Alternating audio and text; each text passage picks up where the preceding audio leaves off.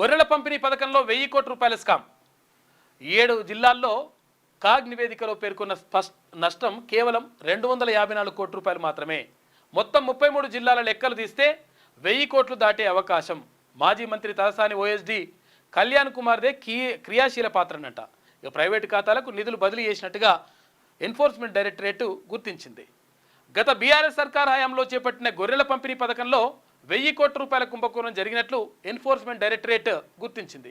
కేవలం 7 జిల్లాల్లో controller and auditor general అధ్యయనం చేస్తే 253.93 కోట్ల రూపాయల మేర నిధులు దుర్వినియోగమైనట్లుగా లెక్క తేలిందట. దీంతో గొల్ల కుర్మలను నేను కోటీశ్వరుని చేస్తా అని అన్నాడు. లాస్ట్కి వస్తే గొల్ల కుర్మల పైసలు వాళ్ళు వేసిన పైసలను కూడా కథం చేసి పడేసిండు. అప్పుడు ప్రభుత్వంలో ఉన్నటువంటి మరి బీఆర్ఎస్ ప్రభుత్వం, కేసీఆర్ అప్పుడు ముఖ్యమంత్రిగా ఉన్నాడు. వాళ్ళు వేసిన పైసలనే కథం చేసేసి ఇప్పుడు 1000 కోట్ల రూపాయలు స్కామ్ అంటల్లా.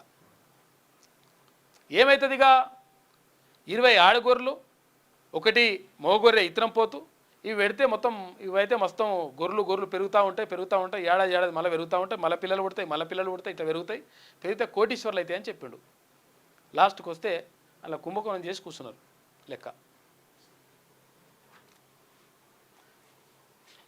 20 ఆడగొర్రెలు, 1 మోగొర్రె, అదేంటి ఇతరం పోతుంటారు దాన్ని.